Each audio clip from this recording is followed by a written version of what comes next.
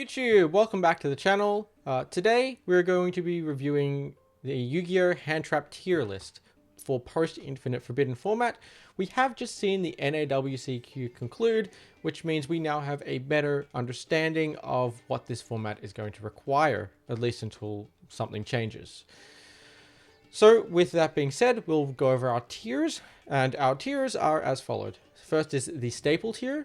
This is a list of essentially hand trips which are the best available, not negotiable. Play these ones somewhere in your deck, main or side, to have success. Following that, we have the side deck. The side deck is essentially hand traps which have more of a targeted use case where they're not really playable in some cases, so you will be siding into them, or maybe they're just more effective at more targeted matchups. Next, we have the experimental list, which is, these are essentially hand traps you would consider tech choices, where you might see them in very few lists, but for the most cases, the masses will not be using these hand traps. And then finally, the not worth playing, pretty self-explanatory. They're not worth playing. There's just so many better options than these available. So let's get started with the tier list. I think this is Cycle Reader. So Cycle Reader is essentially a hand trap, which is a quick effect DD Crow for 2 if your opponent has light monsters. So it's probably not worth playing. I think just there are better choices than Cycle Reader available. So yeah, I would probably not use Cycle Reader, at least at this point in time. Maybe if the format shifts to where we're seeing a dominant light deck, you could say Cycle Reader then, but for now, not really. Same thing with Artifact Lancia. This is just not the format for it. There isn't really anything that warrants banishing right now or requires banishing to be able to play. So yeah, not really. Ash Blossom is of course a staple hand trap. Not only is it just going to cover every matchup, but it's almost always useful no matter what deck you're playing against. The Bystials. Now Bystials are in an interesting use case. I would say Magnemite and Druid's Worm could very easily be main decked and maybe not even considered side deck at all now. Whereas Boldrake I would consider as side deck, and then I would say Saronir is also considered side deck. The reason I would say Saronir and Boldrake same level here is because if you're going to play 4 Bystials, you could consider Saronir so you have one of each, and that way you can't ever draw multiple copies of any, so you always have multiple Bystials to use. Although you also could consider, if you want to play 5 Bystials, instead of playing 2 copies of Druid's Worm and 2 copies of Boldrake, or 3 copies of Druid's Worm, you play a copy of Saronir here, so that way you have 4 unique Bystials, and then 1 extra copy of, say, Druid's Worm. So it reduces the chance of drawing multiples that you can't use. Chaos Hunter is also just in this not worth playing category right now. The problem is nothing's really affected by not being able to banish cards. So yeah. Was this one Retaliating Sea, is it? Which one is it? One moment. Retaliating Sea.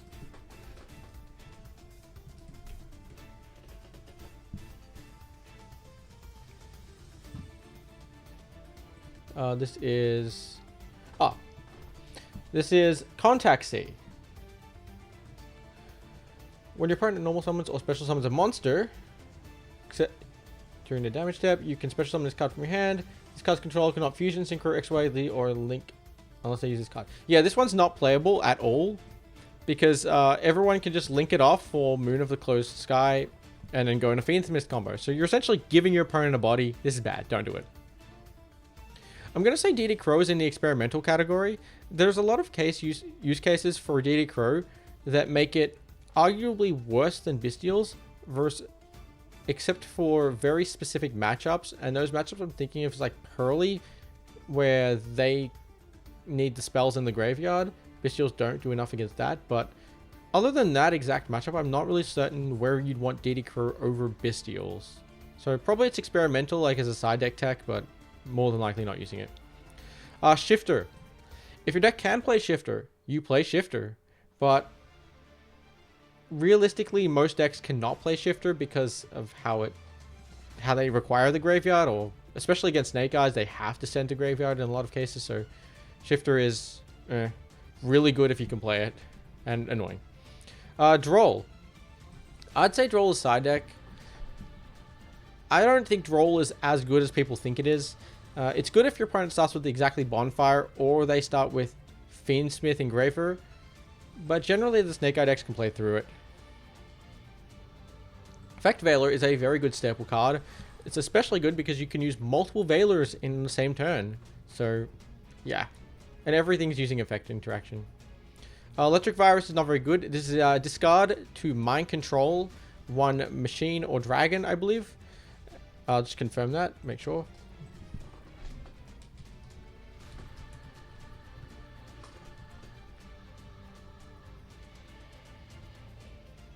Yep, machine or dragon, and there is not enough use cases of this. In fact, the Snake Eyes decks are playing Flamebird only as their dragon now. They're not playing Hope Harbinger, so this card's not even that good against that. I'd say Phantasme here is a very experimental side deck option right now. It can help you draw cards, but again, you maybe just want to play the actual hand traps and not just Phantasme, because, yeah. Would you rather have Phantasme to draw you a couple cards, or would you rather have the hand traps that Phantasme could be? Ghost Spell, I'm going to say, is experimental. While it has some use cases here where it can stop your opponent from special summoning from the graveyard, it's good against Runic and Lab. It can stop the Fiendsmith from coming back from the grave. It's probably not as good as some other better options you could be using. Ghost Mourner is a very good staple. It's like more copies of Effect Veiler and Infinite Impermanence. Ghost Ogre, I can say, is actually a pretty good side deck option right now, and may actually become a staple option. Ghost Ogre, right now, if it is your only hand trap, you don't actually use it, and you can then, on your turn, use it to help you break boards. Right now, a lot of the Snake Eyes players are not using Apo made with IP to protect it from this, so Ogre can... So Ogre 1-for-1 trades with the Apo, or it can 1-for-1 trade with the IP. I would say Ghost Reaper and Winter Cherries right now is always, for me, an experimental hand trap. I don't think it's a bad thing if you want to use this to cut off your opponent's Fiendsmith engine by going after something like, say, Sequence, or going after, say, Fiendsmith Requiem.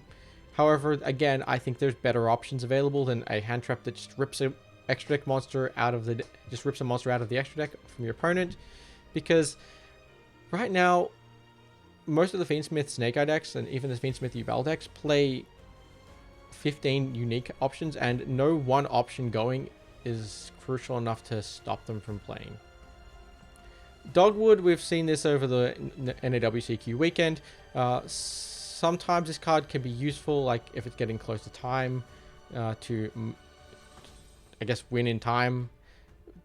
But again, I wouldn't use this card. I would probably just look for anything else. You don't need this. No Material. Experimental. I've seen some people playing this. However, I would say probably not worth playing it.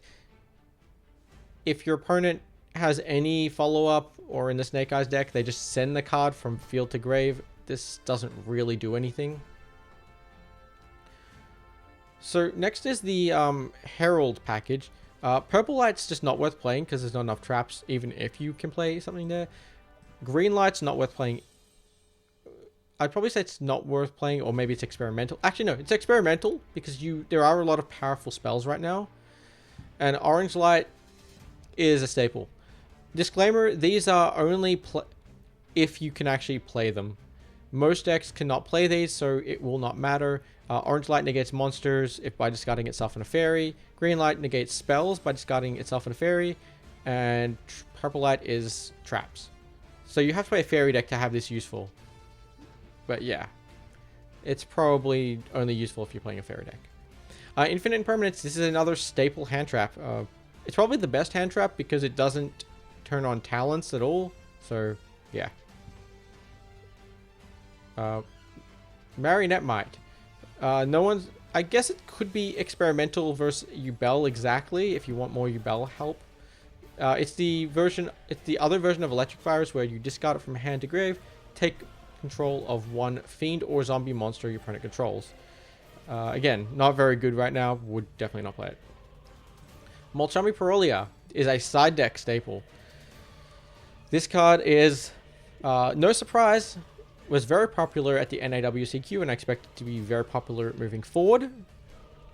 Just being able to be a mini maxi, draw cards up to the time every time your opponent normal summons or special summons from hand.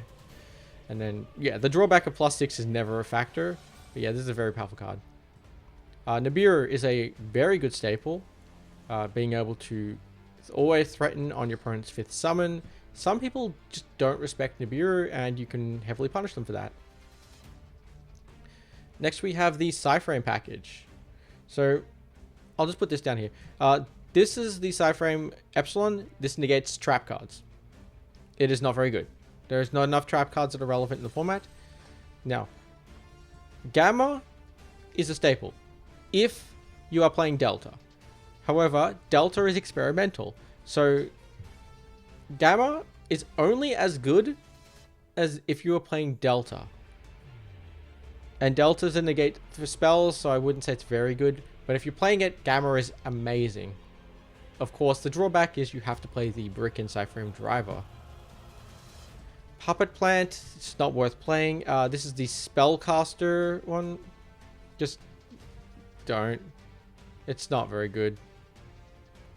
There's just not enough to play right now versus it. Retaliating Sea, this is experimental.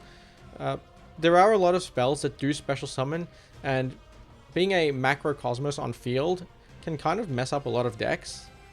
However, I'd say it's experimental because there's not a whole lot of decks which you can trigger this.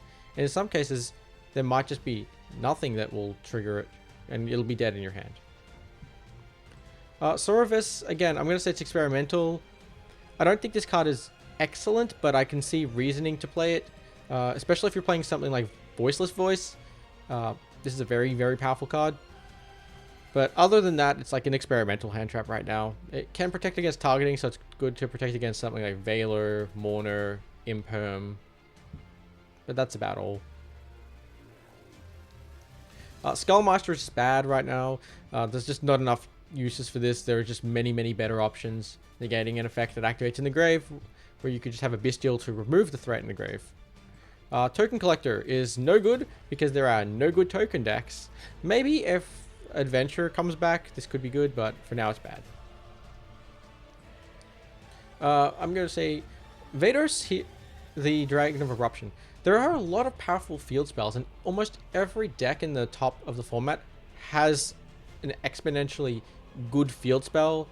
You think of Snake Eyes, they have Divine Temple. You think of Yubel, they have Nightmare Throne. Just even the Tempai deck has this freaking unaffected field spell.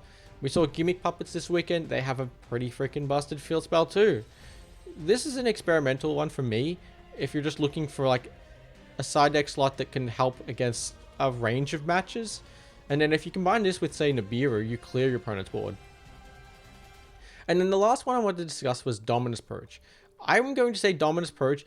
If you can play Dominus Purge in your deck, it is a staple. And I know probably everyone is thinking, what does Dominus Purge do? Because it's a new card out of Infinite Forbidden. I'm going to read it because I guarantee everyone is probably thinking, what does this card do? If your opponent controls a card, you can activate this card from your hand. So it is an infinite impermanence-like effect. When a card or effect is activated that includes the effect that adds a card or cards from the deck to the hand, negate that effect. So it is essentially a pseudo Ash Blossom in a trap form. Well, that sounds really good. Then if you have a trap in your graveyard, destroy that card, so it gets a little bit better there. But here is the problem why people don't play it. It has a drawback. You cannot activate the effects of dark, water, and fire monsters for the rest of this duel. So, again, that automatically eliminates a lot of decks from contention. So Snake Eyes can't use it.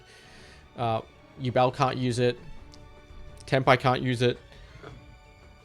But Voiceless Voice, another deck that's kind of good can definitely play it. So that's where we're at with it. It's great if you can play it, but not really great otherwise. So that's going to be it for the Yu-Gi-Oh tier list. I hope everyone enjoyed. Let me know down in the comments what you thought of this tier list. Do you agree with my decisions? Do you have a different opinion? I just want to know. Remember to like and subscribe. I'm Retro, and I'll see you next time. Bye.